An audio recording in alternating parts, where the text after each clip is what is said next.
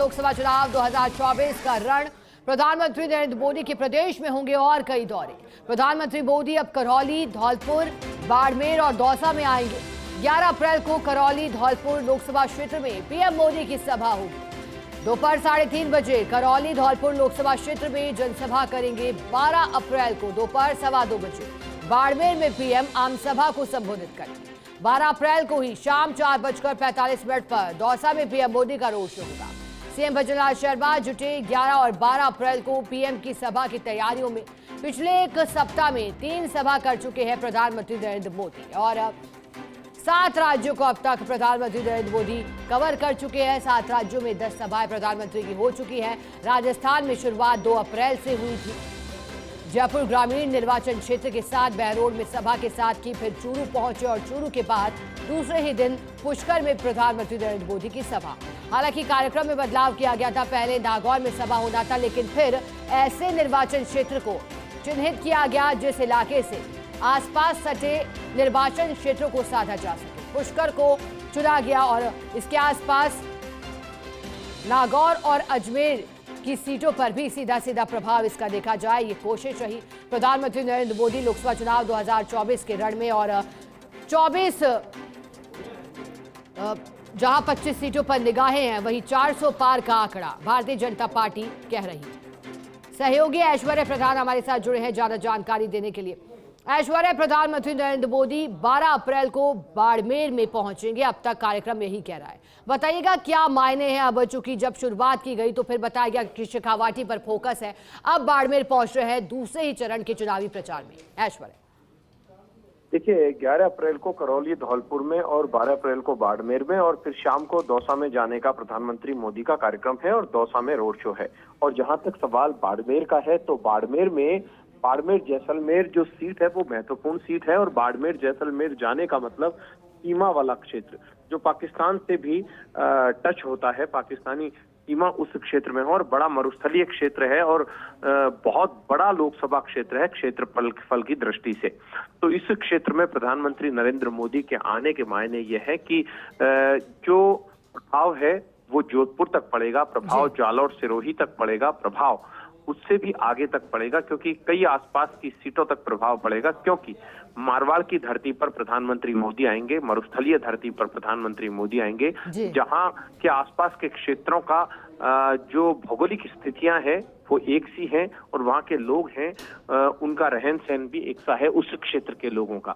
तो ये एक बड़ा कार्यक्रम प्रधानमंत्री मोदी का है। हालांकि वहां का मुकाबला बड़ा रोचक बना हुआ है बाड़मेर जैसलमेर सीट का, इस बात में कोई संशय भी नहीं है।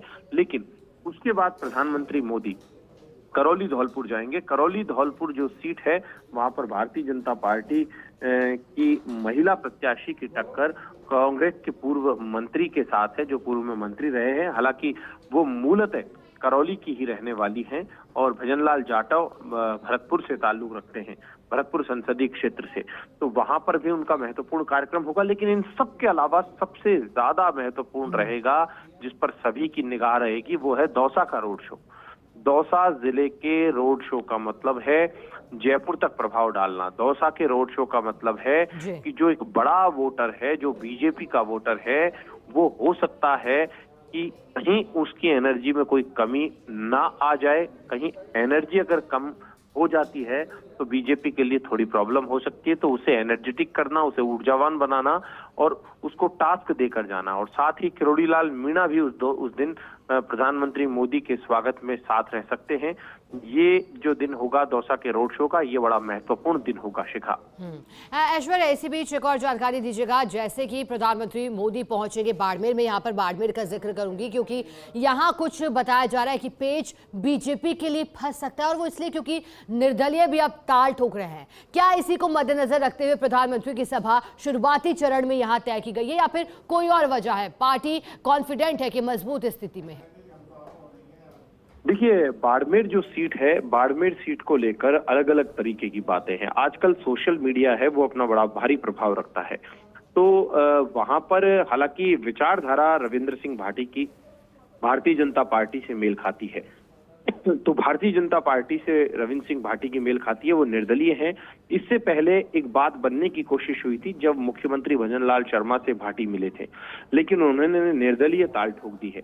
अब यहाँ का मुकाबला इसलिए रोचक हो चला है कि दो शत्रप जाट समाज से है, जिनमें कांग्रेस से भी जाट समाज से और भारतीय जनता पार्टी से कैलाश चौधरी केंद्रीय मंत्री है ही, सभी के सामने है।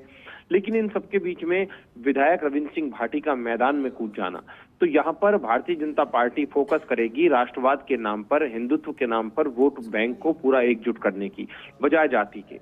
लेकिन कांग्रेस भी ये कोशिश करेगी कि जाट समाज है वो पूरी तरीके से एकजुट होकर उम्मीदवार के समर्थन में आए। ये कोशिश होगी, एक हम इस रणनीति पर अंदाजा लगा सकते हैं।